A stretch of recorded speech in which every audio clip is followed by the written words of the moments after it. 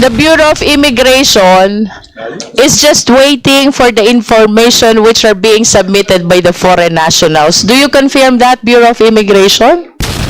Matapang na sinermo na ni Congresswoman Jinky Luistro ang mga tiga-BIR sa Congress hearing na ito, mga kabayan. So what's po natin ang mga pagtatanong ating Congresswoman na si Attorney Jinky Luistro sa mga taga-BIR na ito, mga kababayan? The Bureau of Immigration is just waiting for the information which are being submitted by the foreign nationals. Do you confirm that, Bureau of Immigration? Hindi po kayo nag-iikot. Hindi po kayo nag-i-inspect. You just wait for the updates which are being given by the foreign nationals.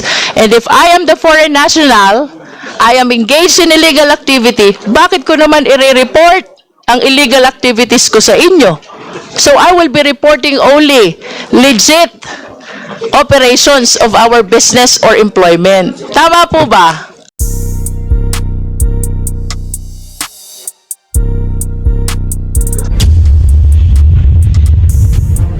To the BI. Ano po ba ang ginagawa nating monitoring process with respect to tourists on one hand and with respect to those who wish to avail of working visa on the other hand? Mr. Chair, can we hear from BI?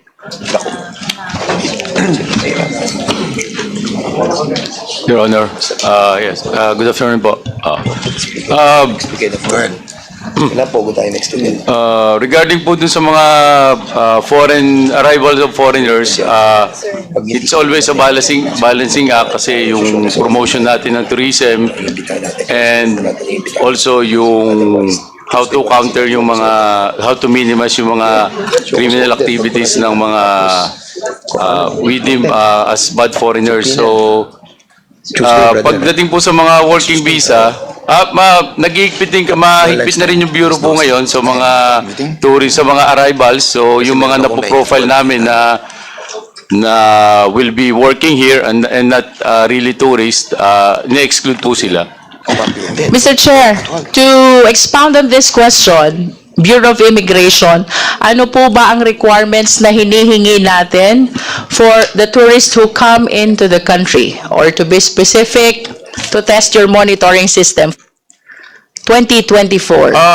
Ang hinihingi po, ang pinoprofile natin po doon is if they appear to be legitimate tourists, we allow them to enter, but if they appear to have other intentions, in-exclude po natin. Okay, and to test your monitoring system, ilan po ang turistang pumasok sa ating bansa? Ma'am, sa ngayon po hindi ko po masasagot directly, but I can submit po within this week po. Kasi, Yes, we will be interested to know that. Opo. And of course, upon entry, you're asking them for the date of their return to their country. Yes So po. the next question will be, out of the total number of tourists who came in, ilan po yung na-monitor nyong bumalik sa kanilang bansa? At ilan po yung na-monitor nyong walang records ng departure dito sa Philippines? i-check po namin, Kong. Puro check dapat. Pero yung event, at least po sa mga rules po, yung mga tourists, they're also allowed to extend po yung mga, yung mga And visa that nila. will give rise to my third question. How many tourists requested for extension of their permit to stay? We will check po the data, Congressman. I understand, Mr. Chair, that the mandate of the Bureau of Immigration is to monitor the arrivals in the country, most especially of foreign nationals. I lament that the Bureau of Immigration is not prepared with their data as they attend our committee hearing today. That is for the record, Mr. Chair.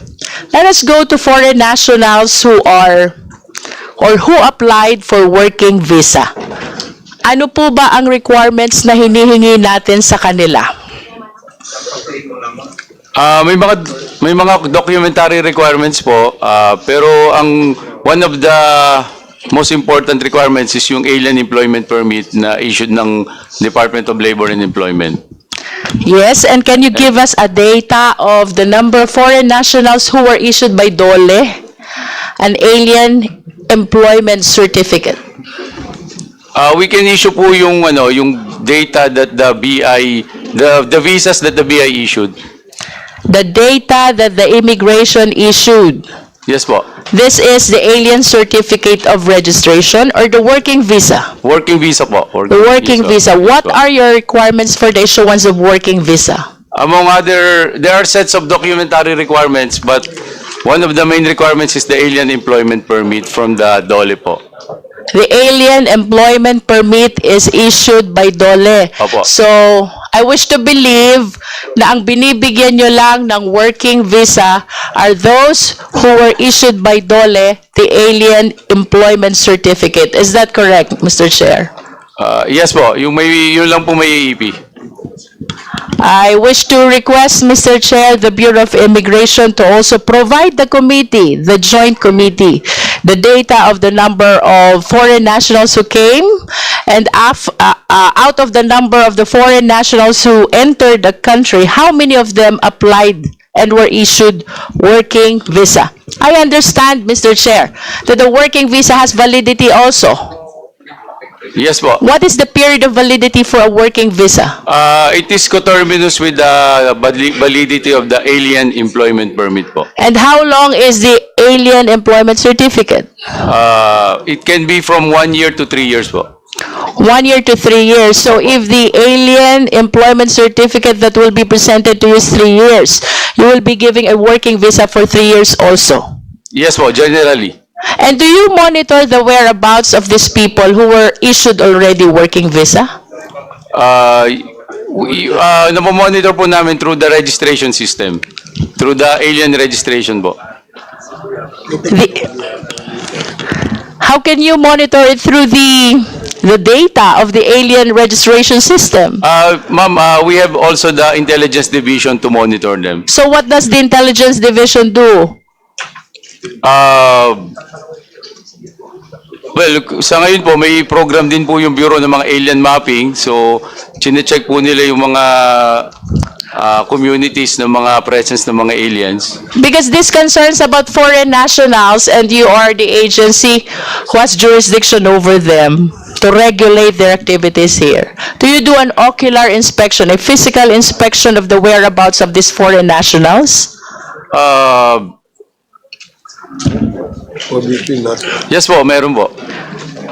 Really? Yes po, yes po. Can you please cite an example of foreign nationals who were issued working visa and then you conducted a physical inspection of his current whereabouts? Kung pwede po yung magsagot po yung Intel Division Chief namin Yes, about please. the monitoring po. Okay. Which comes first, the AEC or the visa? Easy. Requirement for their visa. Pero pumapasok sila tourist. Good afternoon, Mr. Chair and Your Honors. Yes, we would like to know about the process of your physical inspection of the foreign nationals which were issued working visa already.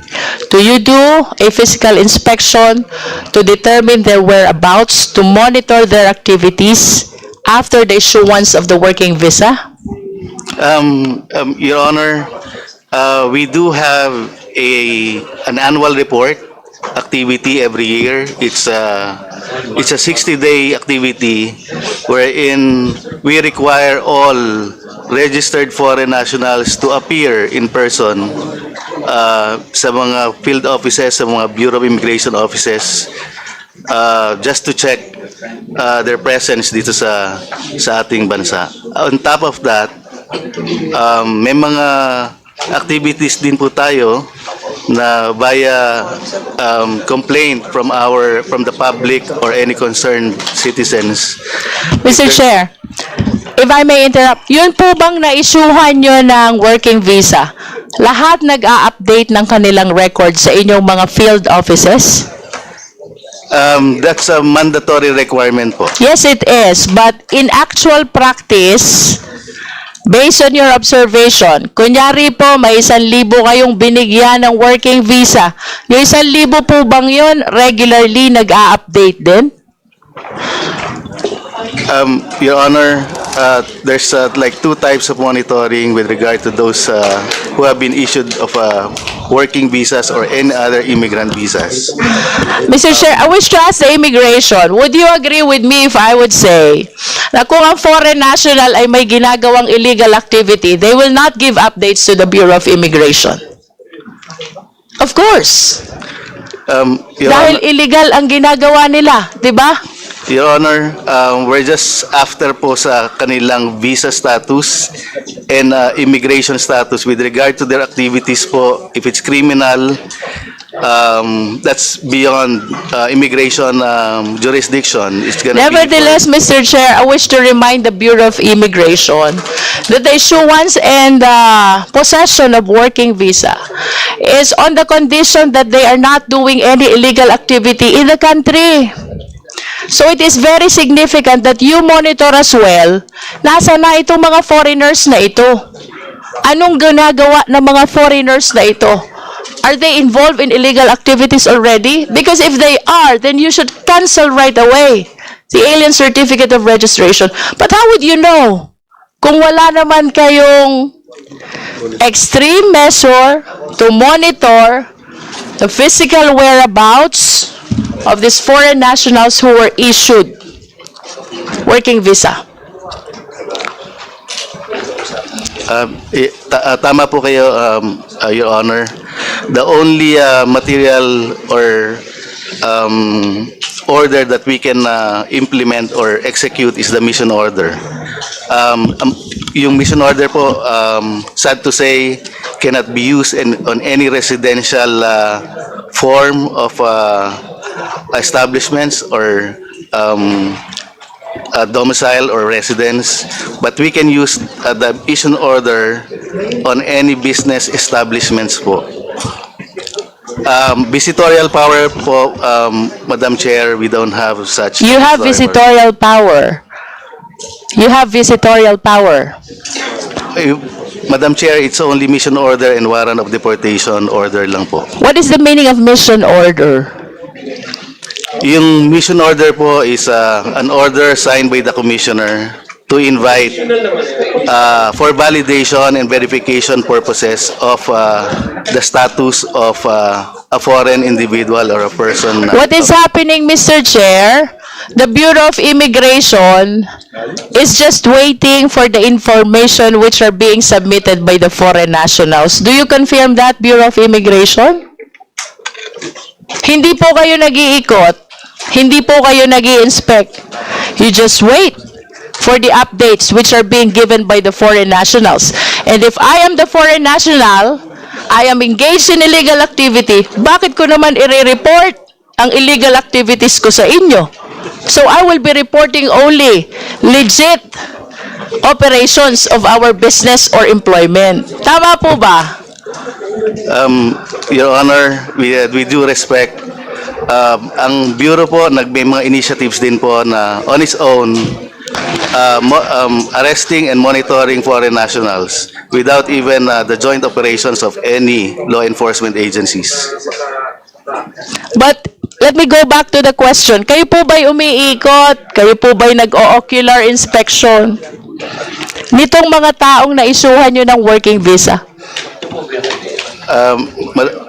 Your Honor, we can do such activity if equipped with the mission order.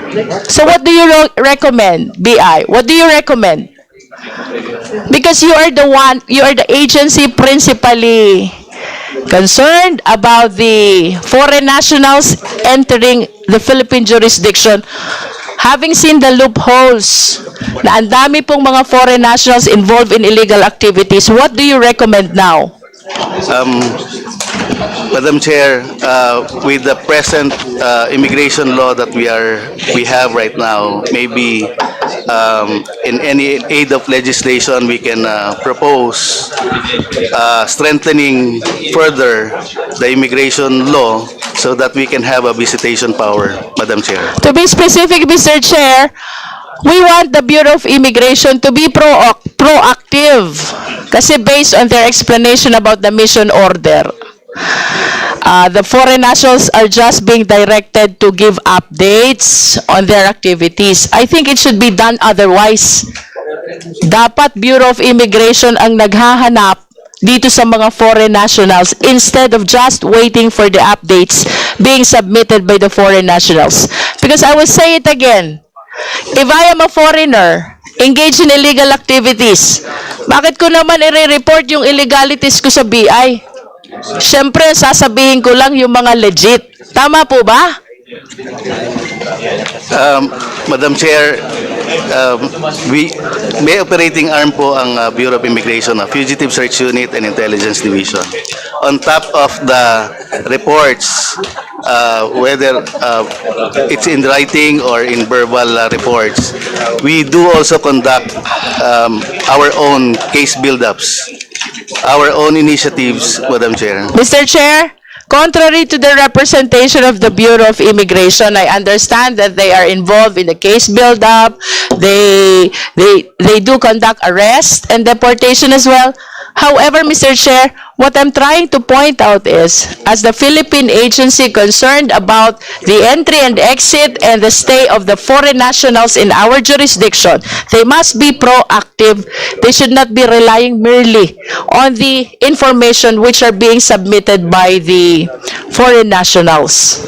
Congresswoman Luistro, meron ba kayo, immigration? Yung ba tinatawag natin na parang police immigration na siya nagmo-monitor ng ganyan. Meron ba kayo ganung arm doon sa inyong bureau? Three operating arm, Mr. Chair. One is the Fugitive Search Unit. The other one, Pre-operating arm. Anong function nun? authorized to arrest and apprehend foreign nationals, Mr. Chair. Yun na rin kasama yung nagmo-monitor, yung mga sinasabi ni Congresswoman Luistro that yung iba overstaying na, katapos na mag-aral, hindi mo na alam kung nasaan, di ba? Siguro, palitan yung pangalan nyo, gawin yung mga, siyempre, pag nalaman police immigration, tatakot yung mga yan. Kailangan, you have to be, yung optics, precise, na ito yung purpose, para yung mga nag-stay dito ng mga foreigners na apprehend natin. Sige, go ahead, Congresswoman Luistro.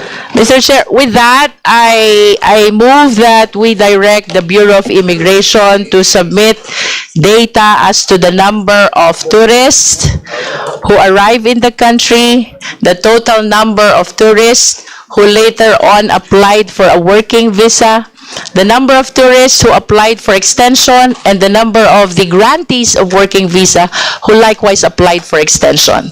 And with that, Mr. Chair, I think we will be able to assess if the monitoring system of the Bureau of Immigration is enough to help the Philippine government prevent the proliferation of illegal activities related to illegal POGOs, Mr. Chair. Another agency which I wish to ask is DOLE. Do we have DOLE here? May DOLE po ba tayo? Kung wala.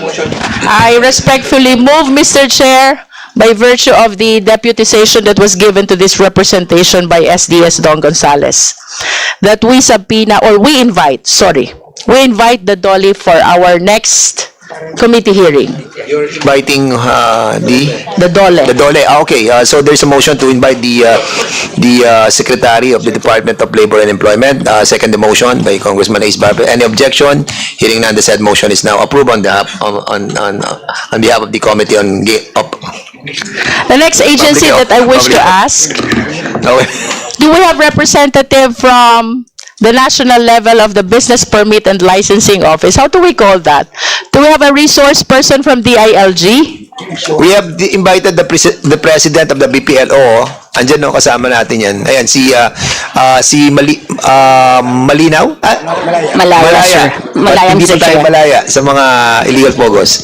Sige, Congresswoman Luistro. To the President of the BPLO, may we know, how do you address, perform, implement the mandate of your office? Paano nyo po ba ginagawa yung mandato ng BPLO? Good afternoon po ulit. Madam, let's just put it into context kung pwede po dun sa mga IGLs na lang po, no? So, course, I'll speak on the scenario or on the process in the city of Parañaque because that's where I am the BPLO. And incidentally, also where a number of IGLs are located.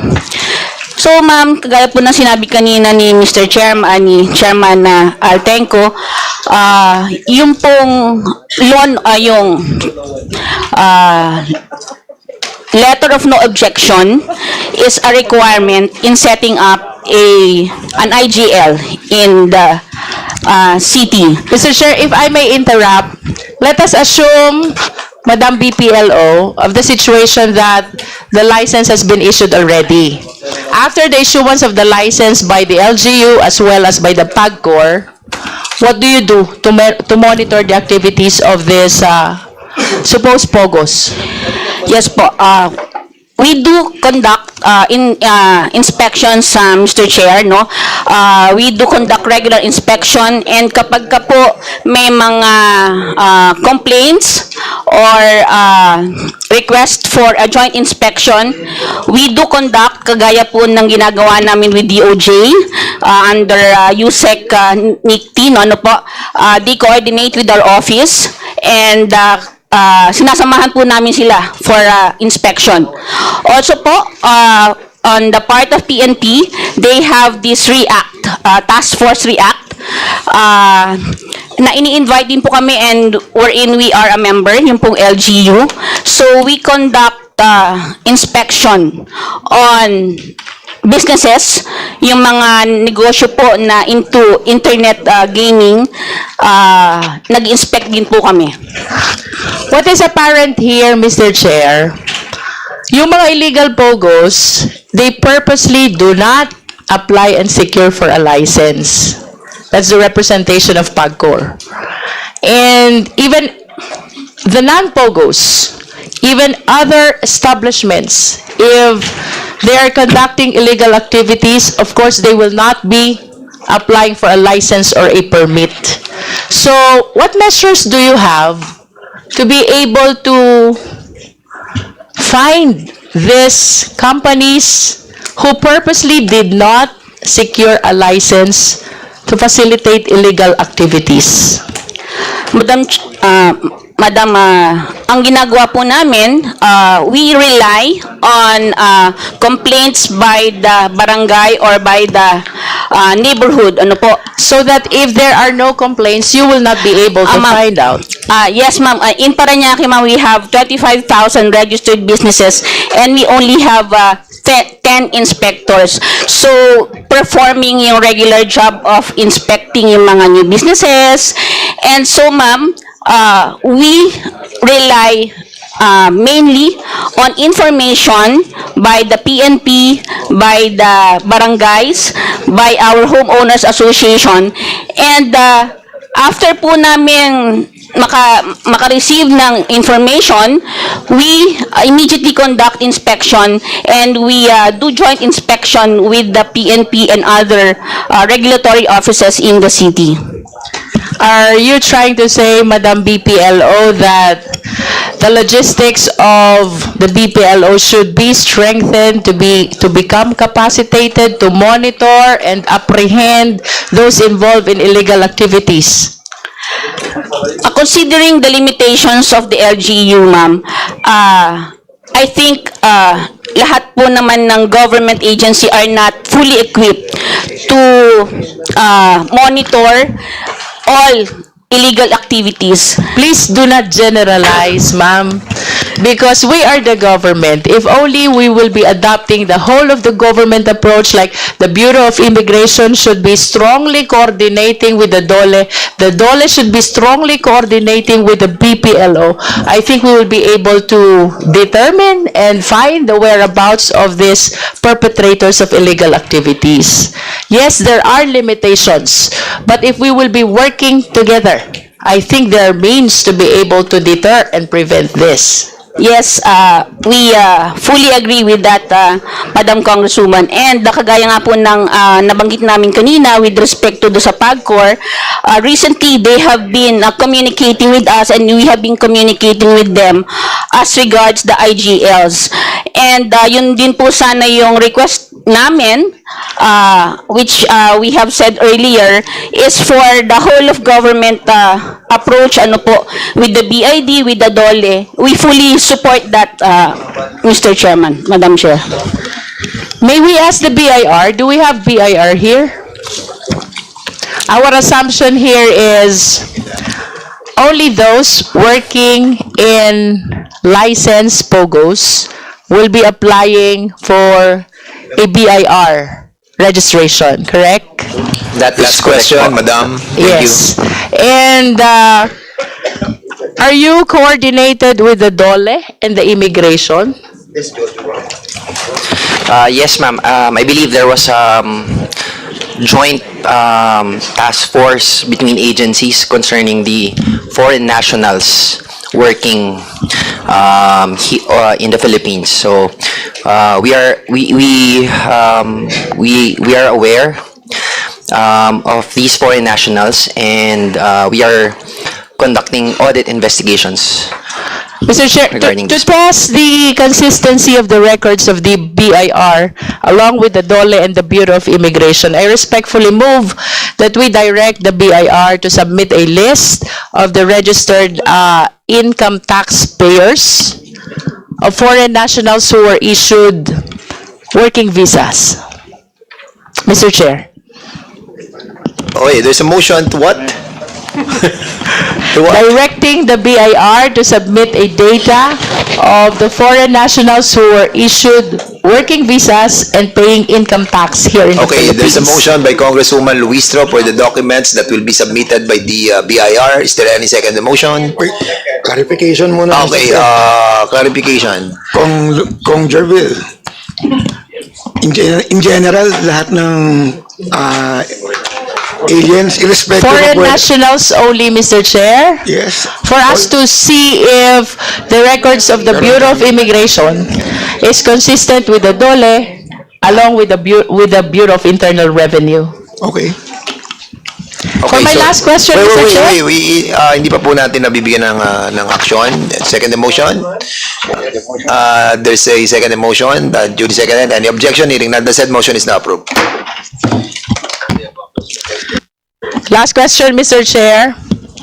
Another way of perpetrating these illegal activities like the one stated already by Yusek Cruz of PAOK is by way of coming up with various identities. And the number one agency that is concerned about this is the PSA. Do we have the PSA here? Mr. Chair, do we have the PSA here? May I respectfully move as well that we invite the PSA for our next committee hearing. Okay, duly noted.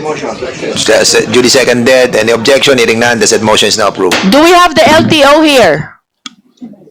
No, we haven't. No, we didn't invite. Do we have the DFA here? There's no DFA also. I respectfully move, Mr. Chair, that we both invite the LTO and the DFA for our next hearing. This is to expound on the statement a while ago by Yusek Cruz about the multiple identity of foreign nationals, which makes it difficult for all of us to establish their identity and much more to determine their whereabouts. So comment lang po kayo sa inyong mga reaksyon sa video na ito mga bayan. Maraming salamat sa inyong panonood. At para sa mga bagong manonood, please like and subscribe and click the notification bell para updated po kayo sa aking videong ilalabas. Maraming salamat.